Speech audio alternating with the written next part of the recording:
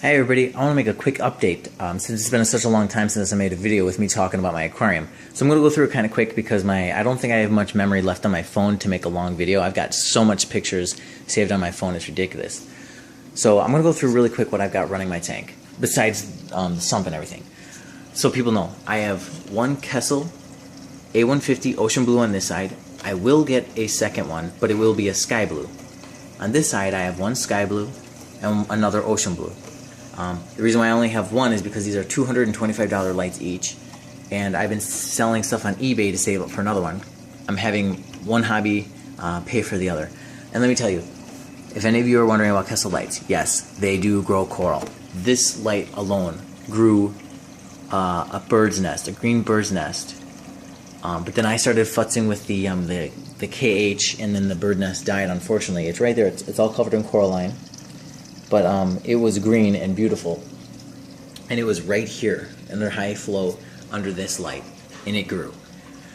But since adding the white light, because you do need white light, because I felt for all these months that the blue lights have not been enough. You do need the white light.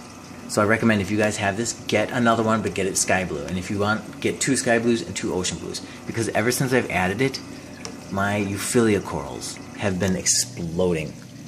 This one's got like 6 heads and at least 2 babies on the stalk. This guy is just getting bigger every day, and if you can see, he's got a bunch of babies on his stalk. Now my acans, I had 2 colonies, if you guys remember. I have this blue one and I have a red one that's in the back there by the clowns. You see it right there? Now something happened where they're dying. This guy, he looks better than he has today in 2 weeks. The other one, he might be on his way out, but my Coral Beauty's been eating that one. She seems to go after sickly corals. It seems like it, because she doesn't touch this one so far, thankfully. But he looks better, so maybe it's turning around. I'll tell you what I've been doing. Here's my Duncan. Now for the past few months, it's been receding flesh. You can sell it. Its stalks have no flesh on it, but about 4 months ago, it looked stunning and amazing. My Euphilia coral seems happy. My mushrooms in the back, very happy. They're huge in the daytime. They're very big.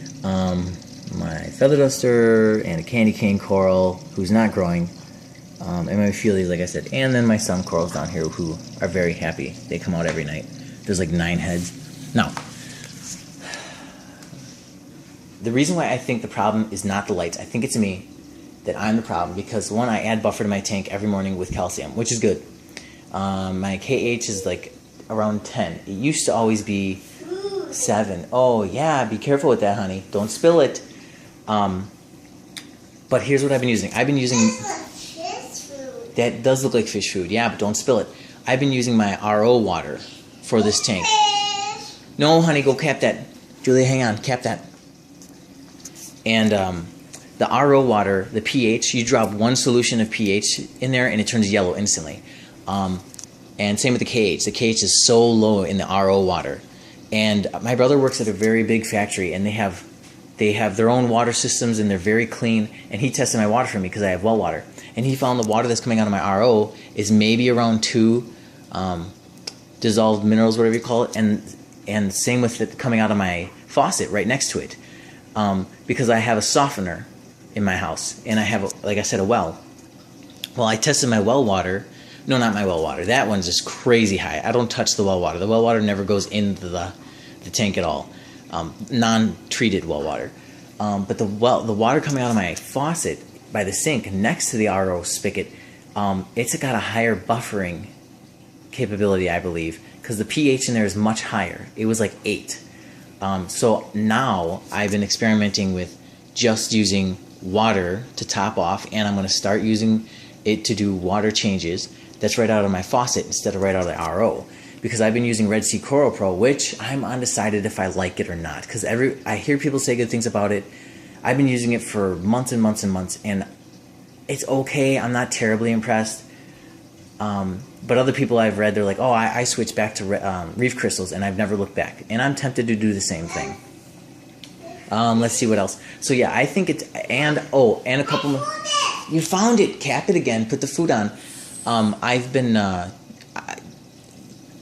couple months ago, I started using pickling lime because at my old house, if you guys remember my 10-gallon reef in the country, it was a softener in the house and well water, but it was very high concentrations of lime water. That's why I think the tank was so successful. Oh, Julia, no.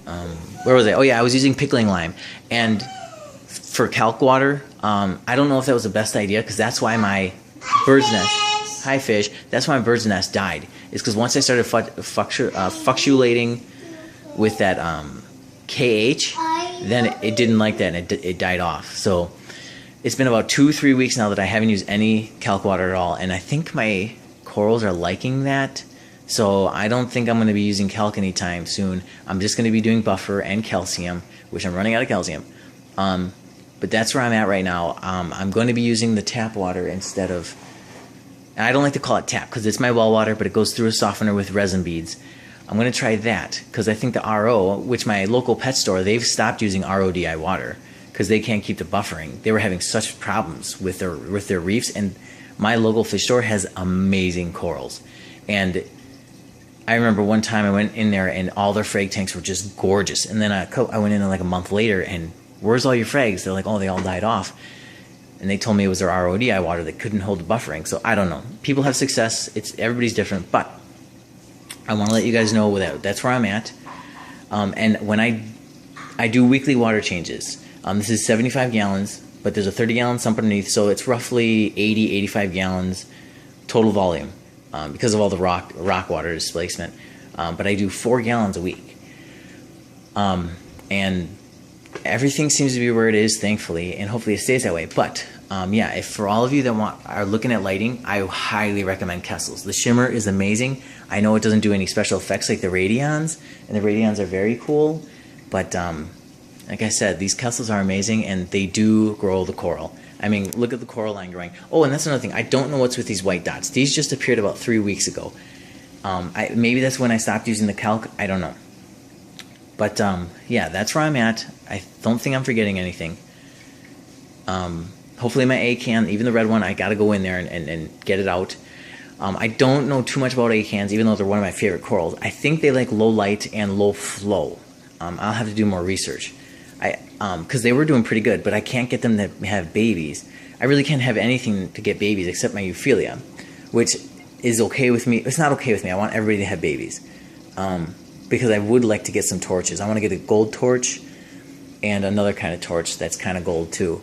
So yeah, I keep rambling. Oh, and you know me, plates are my favorite, so I'm going to get more plate corals. But that's where I'm at so far. Anybody have any suggestions? Because my specific gravity is 1.025, calcium is 430, the magnesium is like, it's around 13, it needs to get up a little more.